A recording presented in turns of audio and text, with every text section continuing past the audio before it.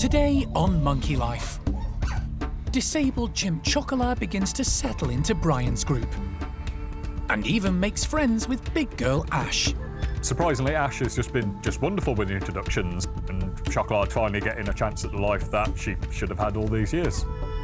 It's dental day for Stumpy Freddy, and it's not looking good. We need to know how many of these teeth are falling apart. There's things down here that don't look entirely healthy. And baby orangutan Sibu Jr. gets used to his new bedtime routine.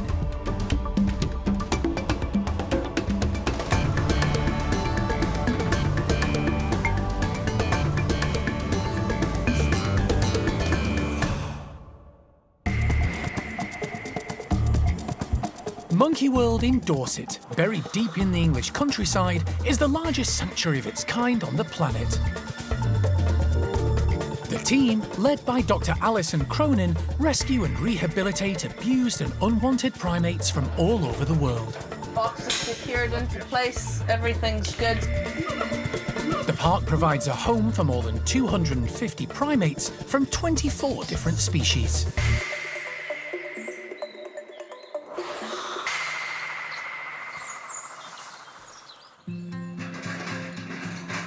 At Brian's group, most of the chimps are outside enjoying the sunshine. Until a few months ago, there were 6 members of the troop. But that changed when 23-year-old female chimp Chocola arrived from Kenya. Her story is one of heartbreak and hope. She was rescued as a baby from the illegal black market trade after her family was shot and killed. Chocola didn't escape injury. She suffered a number of wounds caused by bullet fragments and was paralysed down much of her right side. She was cared for by Graziella Cotman for 23 years. But last year, age and health issues meant Graziella could no longer give Chocola the care and attention required. Alison agreed to give the chimp a home, and Jeremy flew out to Kenya to collect her. I do quick. I do quick. Bringing Chocola back to Monkey World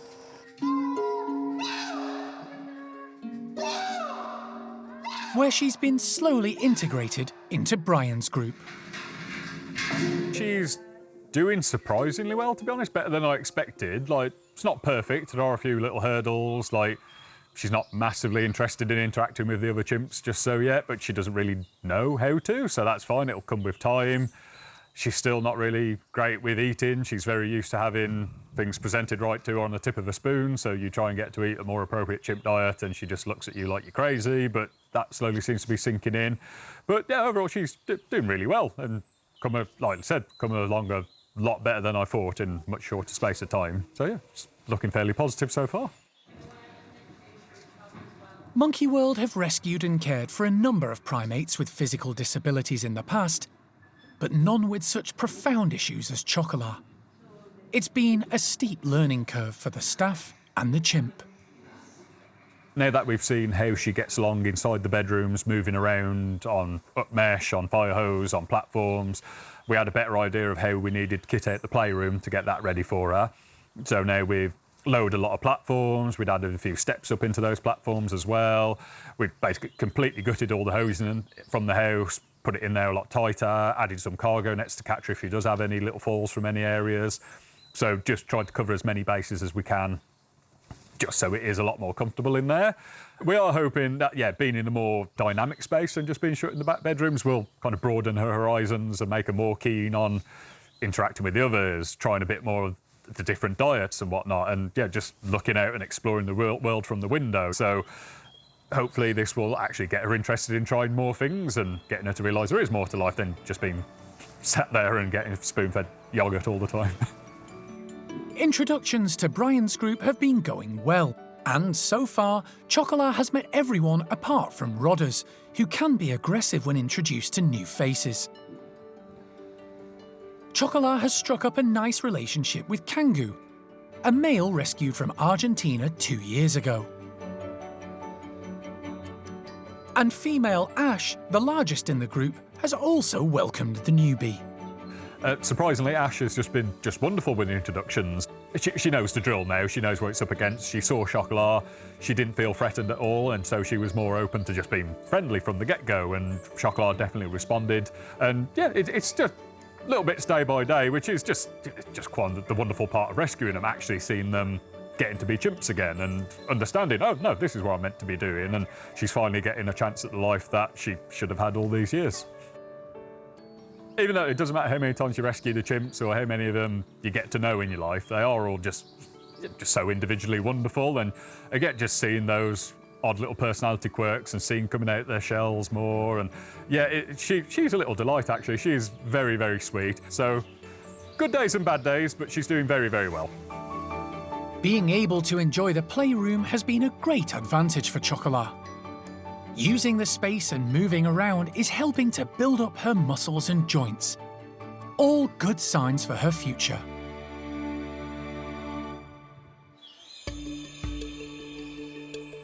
The park is home to a troop of 8 lemurs who live at Malagasy. 5 of them were born here and are now well into their 20s. A good age given the expected lifespan of a lemur in the wild is just 16 years. Today, the older quintet are making full use of their wonderful tree-filled enclosure. The 3 younger members, Al and troublesome twins Kurt and Friedrich, are being kept in the caged enclosure due to tensions when they're all together. Primate care staff member Finn is going to give the older lemurs a tasty delicacy. So today they're going to have dates in their ropes just because it's a bit of a treat. These guys love dried fruit. It's like one of their favourite things that we do give them as a reward, but because it is so high in sugar and things like that, we do try to limit how much we give them. So today is a bit of an extra special treat for everyone because the sun's out. To make things a bit more challenging, Finn is stringing up a series of ropes. It's not in there yet, buddy. And inserting the dates within the strands. But the inquisitive lemurs have already cottoned on that something extra special is on the menu. They know what's coming. They know that when these ropes go up that they're going to get something tasty. This is their perfect kind of enrichment. They love it so much, as you can see. The dates haven't even gone on the ropes yet, and everyone's just getting excited, climbing around. Even Fennel, bless her. Finn needs to work fast. With a favourite treat on offer, the lemurs don't hold back. The dates disappear as soon as he puts them up. Even the wobbly ropes aren't a hindrance. Fortunately, lemurs are perfectly adapted for this sort of challenge. Their hands have opposable digits, similar to humans, great for hanging onto the ropes, although it's still difficult to reach the dates at the same time. However, their sharp teeth and long tongues are perfect for extracting the mushed-up fruit. In the wild, they might use the same tactics on plants like cactus flowers. And as they do, their long, bushy tails work as a counterbalance to help them stay on the ropes. So the fact that the ropes are moving does make it a lot more tricky for them, which does keep them entertained for longer. It also keeps them on their toes. It gives them a chance to stimulate all of their muscles that they might not use during the day. It's also just something fun and different for them. It's another way that we can present their food to them, things like that, so they are getting the right amount of exercise as people are getting a lot older now, so it's just good to keep them on their feet. The group of 5 are getting on a bit, and not as agile as they once were. Twins Sirius and Indiana are 24 years old, and Himal and dominant female Fennel a year younger. Renton at 25 is the oldest in the troop, but today you wouldn't know it. Renton is getting a little bit older now, and he does have the excess weight from his chest area. So usually when we do the date ropes, Renton will hang back on the side a little bit. He will wait for the other guys to accidentally drop a couple of the dates, and then he will go in for the kill then. Whereas today, he has just been incredibly agile. He's been jumping up to the rope, he's been climbing across it, jumping back down. So yeah, he's really enjoyed himself. So it's really nice to see Renton just having lots of fun. Without the presence of Al and twins Kurt and Friedrich, the older lemurs have taken full advantage and had their fill of dates. Then, with the warm autumn sunshine dappled around the enclosure, they do what lemurs do best, basking in its heat.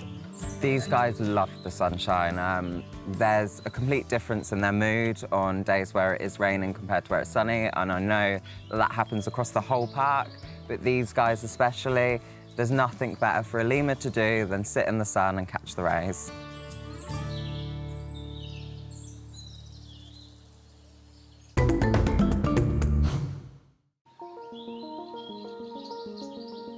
At the Stumpy House, the ugly monkeys, as they're affectionately known, are outside enjoying their large enclosure and foraging for food.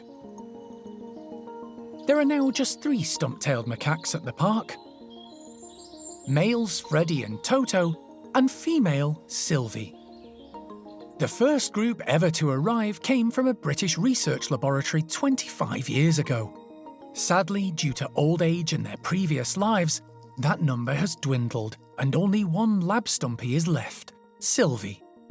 Of the other 2 remaining stumpies at the park, Freddy is the oldest. He's thought to be about 33 years old, and has experienced problems with his teeth recently. Today, the vets are going to take a look at an abscess which has erupted near his eye. A rotten tooth is thought to be the likely cause.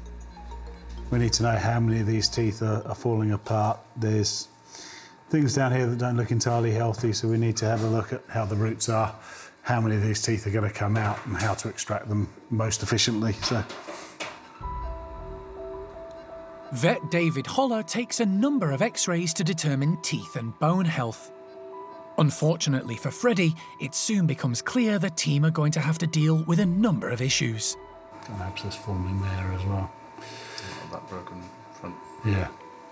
You can see it goes straight through the tooth and the hole there and then into the nasal cavity. David gets to work with the help of wildlife vet Rowena, who's been brought in to manage the anaesthesia. What heart rate? About 100. The team concentrate on the worst side of Freddy's mouth to start with. It's where we had the impaction and that infection going up. We've actually got a rotten piece of bone there as well. So that's all just come out. So we've got a big hole. A lot of Freddy's teeth are rotten and need to come out. Stump-tailed macaques are fairly robust primates who eat everything and anything. Stumpies in captivity can live longer than those in the wild, and at 33, Freddy is potentially outliving the usefulness of his molars. David has to remove a fair number. They're so rotten, they're not all coming out in one piece. He's already been under anaesthetic for 2 hours, so we're just weighing up how much more we do this time, and then thinking we might have to just stop at some point, because we've sort of got his major problem sorted for now, and then reschedule another anaesthetic in a few months to remove the other problem teeth. Let's turn over and take those 2 worst ones out, that bottom side, the other side, and then wake him up, I think, for today. Okay. Oh, good. Freddy is turned onto his other side, and David removes what he can in the time left. That'll do for today. We'll have another crack. Thank you. To finish off, he uses a specialist laser which kills bacteria and speeds up the healing process. Then Freddy is returned to his transport box to recover. For David and the team, it's been a longer job than they originally anticipated. Stump-tailed macaques seem to be very tough. They don't give you much outward sign of pain, much outside of discomfort. They just carry on and carry on. But yeah, what we've seen today had to have been causing some discomfort, and perhaps we will notice some changes in behaviour once we've completed the procedures and taken all of the bad teeth away. We may find that he'll be a bit more active, first up for food, who knows? But yeah, they're incredibly tough creatures, and it's one of the challenges of working with them is knowing when they're actually in pain and how much. Freddy will be given antibiotics and pain relief while his recovery is closely monitored over the coming days. But unfortunately, he'll have to go through a similar experience in the coming months to sort out the rest of his dental issues. A few weeks ago, the Small Monkey team carried out a big change around. As a result, 4 different species now live in the same house, but in 3 separate groups. They are 3 common squirrel monkeys, a pair of Saki monkeys, and cotton-top tamarin Mo, along with her housemate, red-bellied tamarin Red. 2 other squirrel monkeys, Kimbo and Nueve, have also moved to a new home. They're now at the end of the marmoset domestic house. The aim of the switch around was to alleviate the tension that had been building up between the squirrel monkeys. The idea is maybe at some point we might be able to mix 1 or 2 of those groups together so that we've got a nice big open top enclosure here, and at the moment it's only got the 3 squirrel monkeys in it, which they love, but there is plenty of room potentially to incorporate other people there as well. So it's basically seeing if anybody wants to be friends with each other and form a bit of a mixed species group. The team have already started introductions indoors between Sarki's Neva and Desmond, and the 3 squirrel monkeys, Logan, Lucille and Lopez. So far, it's gone pretty well. But for things to progress, they all need space, and the large open-top outside enclosure is perfect. Desmond knows it well. He lived there with his former partner, Chloe. But it will be a new experience for Neva, who's a lot more sprightly than her older male companion. In addition, she hasn't been in an open-top area before, which means the team have to adapt it to make it Neva-proof. Saki monkeys have been known to cover 10 metres in a single bound. And the team don't want Neva bounding out of the enclosure. We need to reduce that risk with some of the high things that we have in here. So we're going to lower those to reduce that risk, but we're going to put more mid-level, low-level and create a better network through the bushes so they can get to their insects and do everything else. The enclosure is ready, and the team are about to give the Saki monkeys the opportunity to test it out on their own. Right, nice and calm, please, kids. They want to make sure it's safe and suitable for the pair, and give Neva and Desmond the chance to explore it at their own pace, without the distraction of 3 squirrel monkeys leaping about. Understandably, the 2 Sakis are cautious at first. We just need to keep a close eye on them because anytime there's anything new, a new space, new people, new enclosure, whatever it is, they can get a bit sort of overwhelmed and sort of bound around and panic a little bit. So hopefully they'll sort of chill out a bit and just sort of take their time and explore. But we just need to keep an eye on them and make sure they're nice and calm out there. Desmond is taking his time, sitting and observing everything around him, even though he's been here before.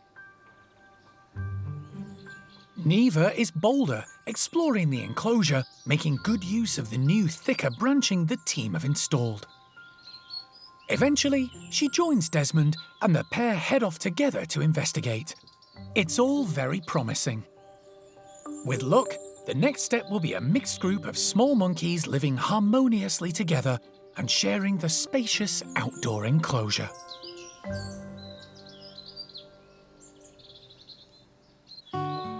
It's been 4 days since Alison returned from Dublin with 3-month-old orangutan Sibu Jr.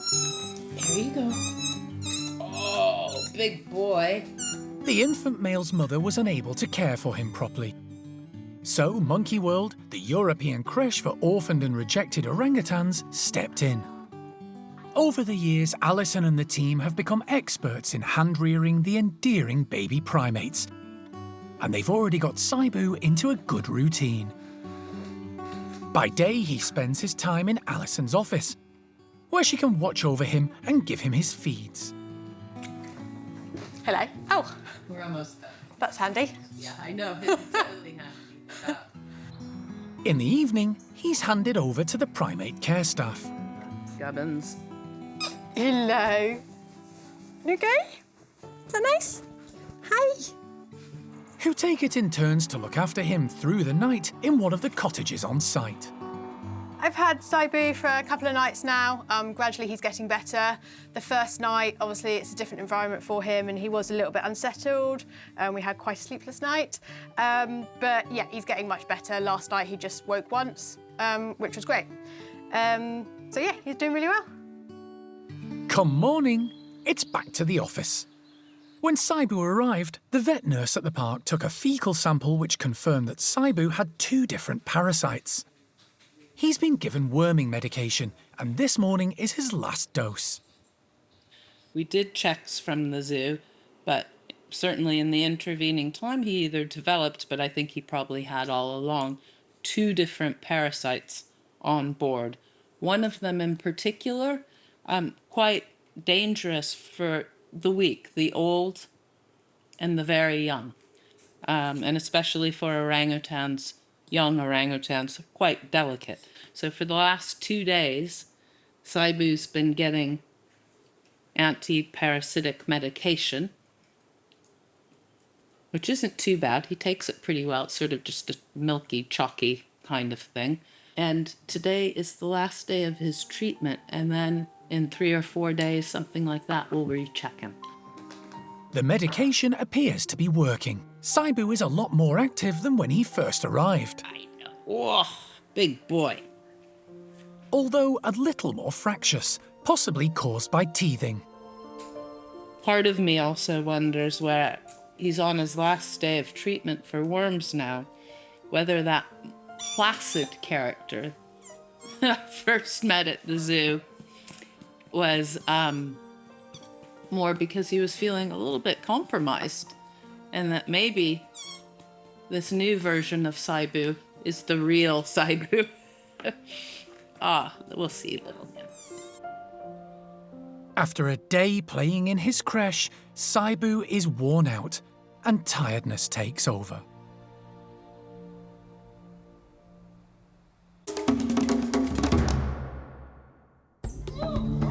Next time on Monkey Life, Alison collects a pet tray Jeffroy's marmoset in need of a new home. Good boy. Look at you. And she's already lining up possible companions.